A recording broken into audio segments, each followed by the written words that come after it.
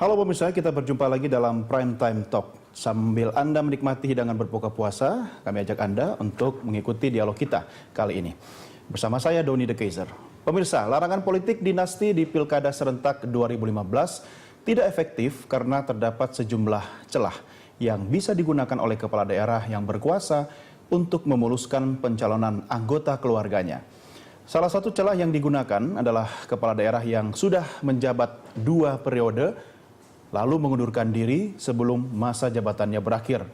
Dan saat ini sudah tercatat 3 kepala daerah yang siap mundur dari jabatannya. Langkah apa yang akan dilakukan oleh KPU dan juga pemerintah terhadap kepala daerah yang mundur dari jabatannya agar bisa meloloskan keluarganya maju dalam pilkada? Dan bagaimana untuk menutup celah agar politik dinasti tidak terulang dalam pilkada 2015 ini? Pertanyaannya juga pemirsa, mungkinkah politik dinasti ini bisa dihilangkan? Pertanyaan-pertanyaan ini akan kita diskusikan langsung dengan narasumber kami. Yang pertama, Direktur Eksekutif Perludem, Titi Anggraini, dan juga telah tersambung melalui jaringan telepon, Direktur Jenderal Otonomi Daerah Kementerian Dalam Negeri Republik Indonesia, Profesor Jo Hermansyah Johan. Mbak Titi, terima kasih bergabung bersama kami. Apa kabar? Baik, alhamdulillah. Sudah buka puasa? Alhamdulillah sudah. Oke, kalau sudah buka puasa, udah semangat dong ya?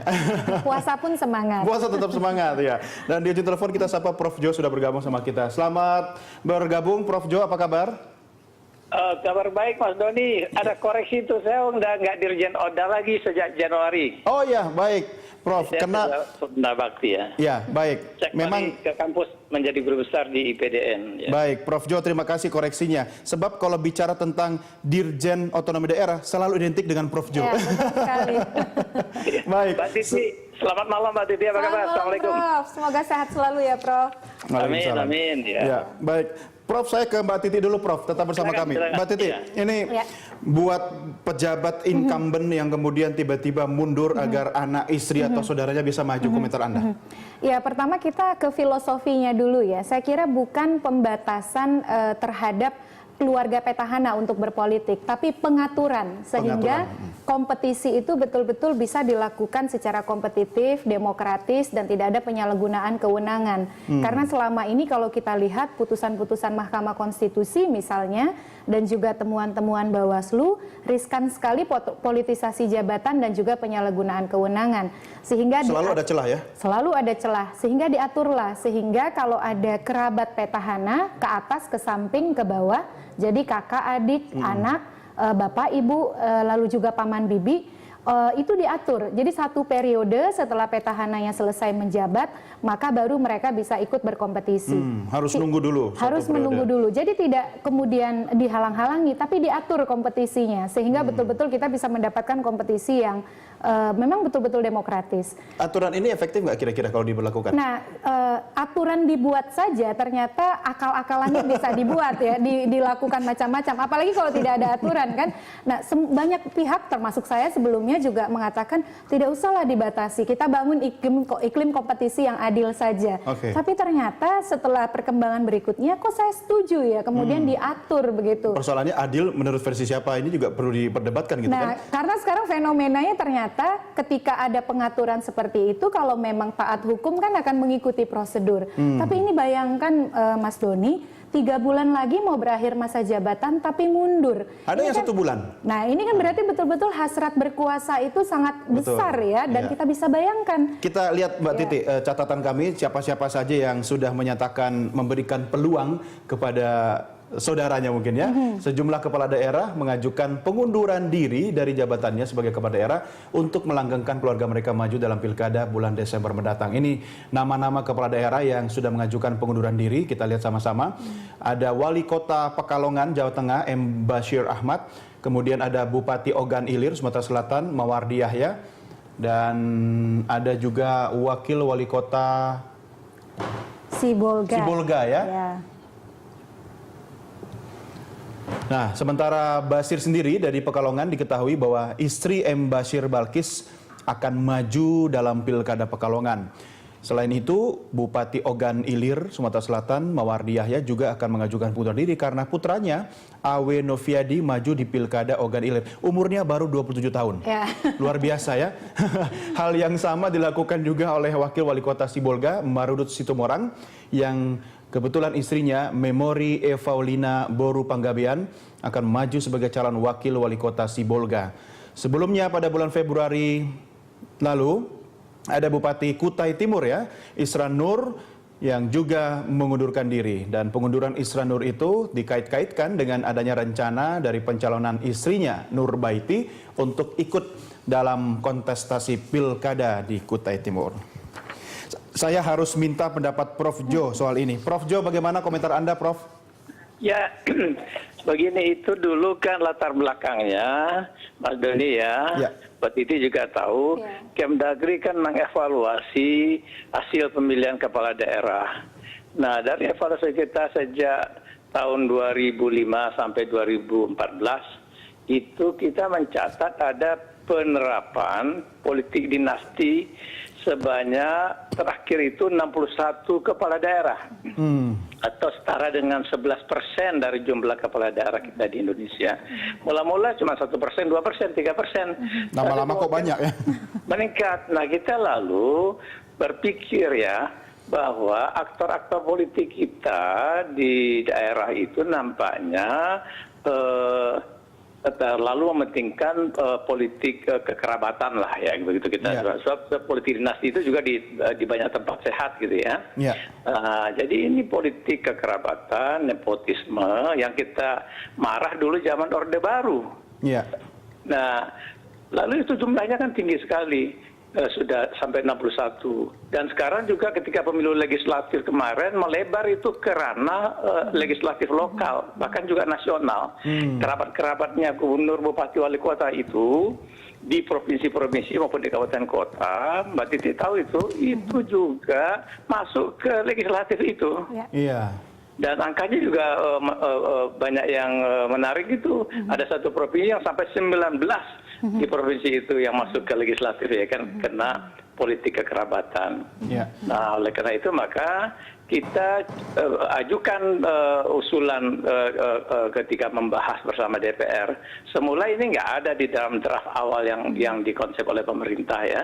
Nah, ketika kita melihat ini angkanya makin serius dan DPR juga nampaknya memaklumi, akhirnya kan keluar aturan main itu baik di Undang-Undang 22 maupun di Perpu nomor 1, Undang-Undang nomor 1 dan terakhir di Undang-Undang nomor 8. Bahwa kita masukkan di persyaratan kepala daerah, syaratnya adalah dia tidak boleh calon itu punya konflik kepentingan dengan petahana. Nah, tadi Mbak Titi udah bilang apa itu yang maksud dengan konflik kepentingan itu. Tapi intinya kita melihat bahwa calon-calon yang diajukan itu terpilihnya lebih karena politik pengaruh dari si incumbent. Petahana. Ya, incumbent ya kan.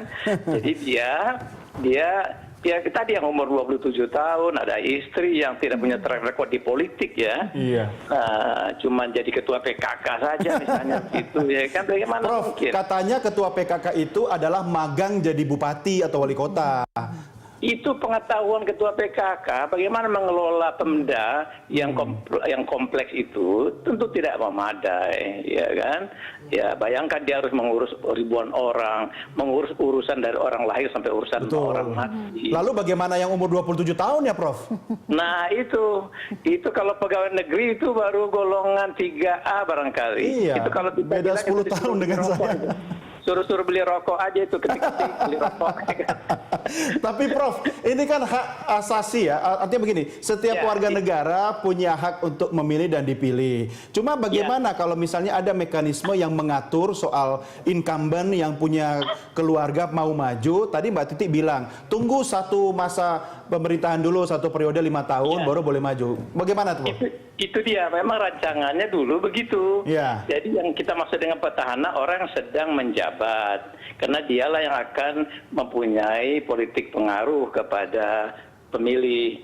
Nah, maka kita tidak luputlah begitu ya mencantumkan bahwa petahana itu juga orang yang misalnya yang mengundurkan diri kan begitu ya. Tapi itu dalam kejadiannya sekarang disiasati, diakali, ya karena kita ngaturnya adalah orang yang sedang menjabat. KPU pun ya Mbak Titi ya, di peraturan KPU kan mendefinisikan petahana itu orang yang sedang menjabat ya. Nah, makanya mundur ya. Iya, jadi dia mundur. Kerabatnya dia bilang, saya kan nggak petahana, bolehlah mencalonkan diri. Nah, begitulah. Tapi kan ini ya Prof ya, masa ada yang kurang 3 bulan, kurang 2 bulan, ada yang kurang 1 bulan, ini tiba-tiba mundur. Ini kan niatnya sejak awal sudah diatur begitu kan? Itu dia. Jadi kita artinya sekarang sebetulnya pelajarannya adalah rambu-rambu itu memang perlu ya untuk membatasi, karena asal berkuasa yang sangat luar biasa dari satu ada para aktor politik kita. Nah, tinggal sekarang memagarinya lebih kuat lagi gitu ya kan ke depan. Ya, jadi ke depan mungkin kalau ada perubahan, Mbak Titi, ya saya kira ini harus diperluas definisi petahana ini. Iya, baik. Ya kan? Baik. Nah, jangan definisi petahana yang seperti yang sekarang. Ya, yang masih menjabat. Oke. Baik, Prof Jo dan Mbak Titi, kita break dulu. Tetap bersama kami, kita lanjutkan diskusi kita di segmen berikutnya. Pemirsa, kami segera kembali.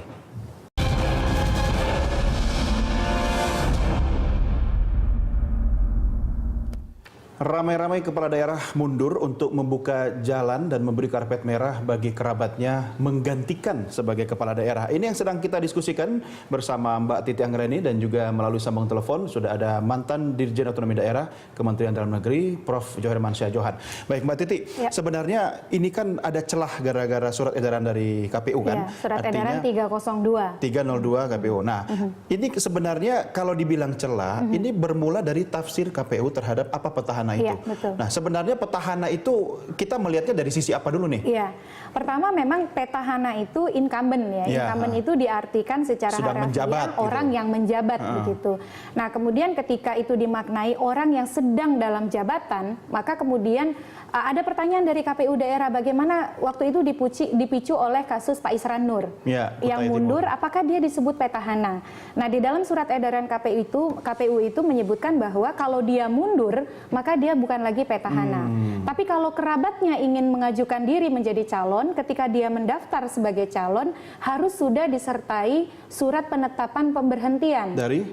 Kalau Bupati Wali Kota dari Menteri, kalau Gubernur dari Presiden. Tetap lewat mekanisme DPRD? Tetap. Jadi dirapatkan dalam DPRD, pimpinan kemudian mengajukan pengunduran pemberhentian karena pengunduran diri itu pernyataan berhenti ya dari si Bupati Wali Kota Gubernur, baru kemudian dikeluarkan SK dari Mendagri untuk Bupati Wali Kota dan Presiden untuk Gubernur. Nah, sekarang saya kira karena ini sudah terlanjur pengelabuan hukum dilakukan, saya menganggapnya pengelabuan hukum. Kenapa begitu? Karena begini, ini kan tafsir, Mbak. Kalau misalnya Pak Jokowi dari Wali Kota Surakarta maju ke Gubernur, itu kan memang ada kompetisi lebih lanjut yang dia ikuti ya. Kalau sekarang pun pengaturan berbeda. Lalu dia mundur. Tapi sekarang sebulan, 3 bulan sebelum masa jabatan berakhir lalu mundur, itu memang patut sangat kita yakini merupakan pengelabuan. Tapi kan untuk tidak boleh dilarang juga kan mereka mundur, walaupun ada yang nggak jelas alasannya begitu. Betul, tapi pertama kita kembali kepada sumpah janji jabatannya. Ketika disumpah itu kan memenuhi tanggung jawab, kemudian merebut kompetisi jabatan itu untuk 5 tahun. Saya kira sekarang kuncinya adalah di pemerintah. Pemerintah ingin betul-betul mendukung penerapan aturan, menjamin pemilu yang jurdil dan demokratis, tidak mendukung pengelabuan hukum, ditelaah kalau memang tinggal sebulan, 3 bulan, berakhir Agustus atau berakhir Juli, untuk apa dikabulkan? Intervensi KPU dong nanti kesannya? Bukan intervensi, ini pemerintah. Kalau misalnya ada pengajuan diri...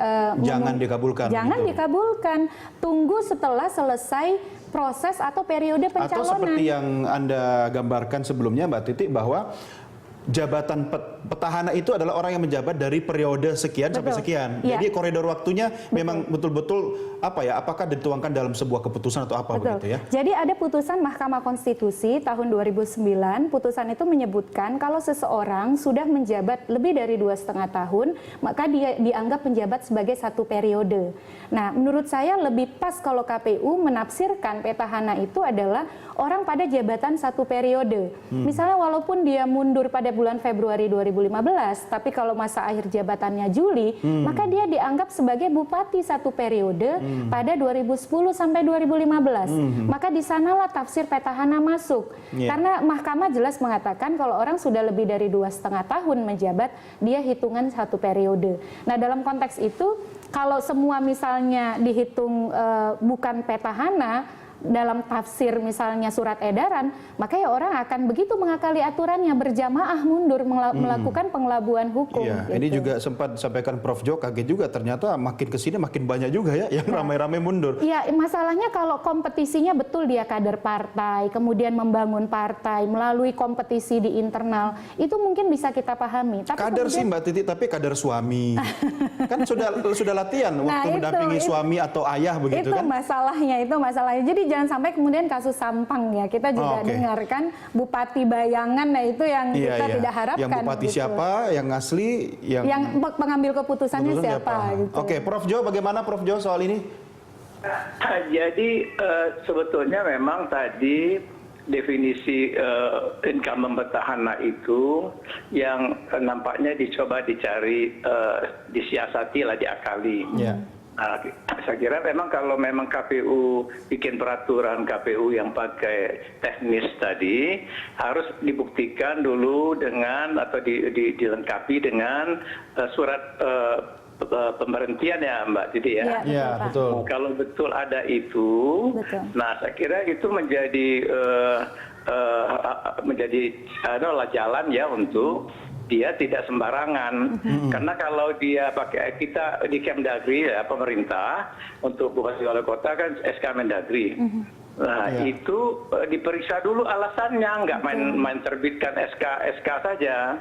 Jadi kalau alasannya itu misalnya karena berhalangan, tetap sakit, menahun gitu ya, nah tidak bisa menjalankan tugas, hilang gitu ya, nggak tentu rimbanya. Tapi kalau dia alasannya yang tadi nggak punya alasan, nah itu kita juga bisa untuk tidak mengabulkan, Mbak Titi.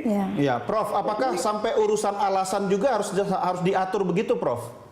Ya kan begini kan, kalau dia seperti kita ujian, kenapa nggak masuk, sakit Pak, mana buktinya ya kan? Nah ini kan apalagi mau berhenti yang dulu dia dipilih oleh rakyat dan kontraknya itu kan 5 tahun, tahu-tahu 2 bulan 3 bulan mau habis, dan itu ada kaitannya yang tadi diyakini, sangat diyakini untuk memberi jalan kepada istrinya karena mensiasati undang-undang, mengakali undang-undang, maka kita harus strict juga.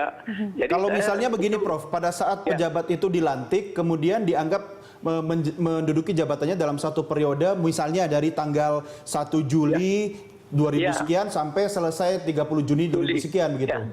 Tapi itu tetap ada klausul di dalam aturan perundang-undangan dalam pemilihan kepala daerah ini, bahwa orang berhak untuk mengundurkan diri. Ya, jadi itu ada hak orang mundur loh, Mas Doni. Iya. Jadi artinya nggak bisa juga kita pagar begitu, karena orang boleh memang mundur. Ya boleh kan? mundur, tapi kalau diatur misalnya alasannya memungkinkan ya Prof ya? Nah iya, nah, sekarang kan kita kan mundur itu alasannya adalah alasan karena misalnya dia sedang ditahan, sedang dalam proses hukum, atau hilang yang tidak diketahui di mana keberadaannya. Tapi Prof, kan kita nggak bisa tahu Prof isi hati orang seperti apa ketika misalnya dia alasannya mundur karena menganggap. Nggak bisa, kita kan panggil dia, hei kamu mundur kenapa? Ya kan? Iya. Mana dia ngaku Prof mau buka jalan buat istrinya? Ya kalau enggak, dia nggak ada alasannya apa? Coba alasannya. Dia bilang, mundur ya untuk mundur aja. Ya nggak bisa, kami tolak pengunduran dirinya Anda. Itu aja. Iya. Oke, baik Prof Jo dan Mbak Titi, kita juga membuka kesempatan bagi pemirsa untuk bisa berinteraksi dalam Prime Time Talk malam ini. Sudah bergabung bersama kita melalui sambungan telepon interaktif, yaitu ada Mas Denny dari Jakarta Selatan. Selamat malam Mas Denny. Selamat malam. Ya, Pak Denny Jakarta Selatan. Silakan, ada pertanyaan atau komentar? Pertanyaan Pak, jadi silakan Pak. Selamat malam, berita satu. Jadi begini Pak, ada kecenderungan kadang-kadang memang mundurnya bupati atau wali kota tersebut kan memang kondisi dia sudah sakit begitu. Oke. Nah, sakitnya itu kemudian digantikan oleh yang masih ada kerabatnya, istrinya atau anaknya begitu. Itu satu, Pak. Yang kedua, ada juga ketidakadilan dalam pilkada di daerah. Saya melihat katakanlah kesempatan untuk PNS sengaja ditutup, tidak diberi kesempatan sehingga untuk mereka yang PNS terus terang saja ya, saya menilai PNS mungkin lebih bagus dibandingkan yang umur 27 tahun tadi, Pak. Gitu. Ya, itu cuma contoh aja Pak Denny, ada 27 tahun. Iya, iya. Saya mendengar ada 27 tahun. Saya Betul. pikir 27 tahun untuk memimpin suatu pemerintahan, Pak, rasanya impossible begitu, agak impossible. Iya.